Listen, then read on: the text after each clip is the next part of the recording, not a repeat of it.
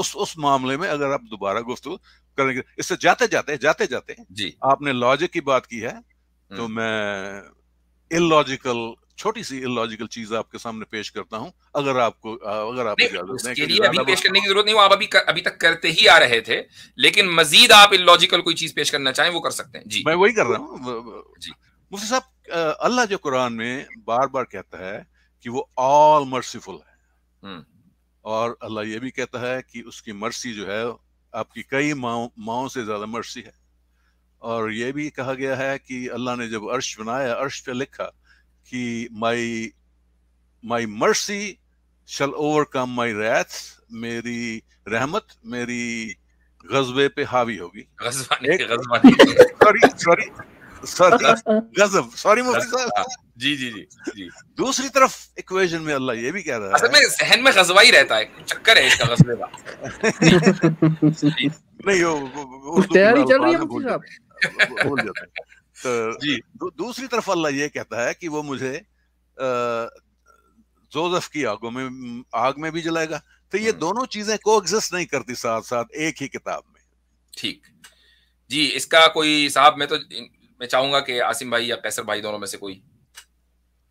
میں تو ضمنی طور پہ عرض کروں گا کہ جو انہوں نے 7 سال والا آگے وہ بتا رہے تھے، اور آپ نے بتایا کہ انہوں نے بعد میں کچھ اپنی فیملی ممبرس کے بارے میں ایسی باتیں کہیں. میرے ساتھ بھی ایک اسٹریم میں ایک دفعہ یہ کہہ رہے تھے کہ ان میں اور مچھر میں کوئی فرق نہیں ہے. تو میں سوچ رہا تھا کہ اتنی مینٹل میچورٹی والے آدمی کے ساتھ کوئی 7 سال کی بچی ہی شادی کر سکتی ہے. کوئی پختہ پائیدار ذہن کی عورت تو یہ رسک نہیں لے گی. اچھا، اور پھر کنزرویشن آف میرج پاسبل نہیں ہے ایک مچھر اور ایک انسان کے درمیان، اللہ یہ کہ وہ اس انسان کا خون چوس لے. کیسر صاحب، میرا رسپانس آپ کے ساتھ یہی ہے، میرا رسپانس آپ کے ساتھ یہی ہے. آپ اسے سمجھتے ہیں کہ وہ بے وقوف لڑکی تھی اور میں بے وقوف ہوں، پر شریعت کے مطابق وہ آپ کو بے وقوف نہیں کہہ رہے ہیں، وہ آپ کا اسٹیٹمنٹ دہرا رہے ہیں کہ آپ نے اپنے آپ کو مچھر بولا تھا، بے وقوف نہیں. مچھر کی بات ہو رہی ہے. نہیں مفتی صاحب، کبیرہ ہم سب سے برے، ہم تو بھلے سب کو ہیں. اچھا عاصم بھائی اس تعلق سے آپ کچھ جواب دینا چاہ رہے تھے؟ جی ابو شاکر بھائی، اصل میں آپ نے نا جو یعنی کہ جہنم میں جو جلنا ہے، وہ آپ نے اس کو غضب سے جو ہے وہ یعنی کہ سمجھ لیا کہ وہ غضب کی وجہ سے، وہ اصل میں عدل کی وجہ سے. تو اللہ تعالیٰ کی جو صفت ہے وہ رحیم ہونا یا جبار ہونا، قہار ہونا نہیں ہے، ساتھ میں عدل بھی ہے نا. تو عدل کی بنیاد پہ جو ہے وہ اس کے عدل کے اندر بھی رحمت شامل ہوتی ہے.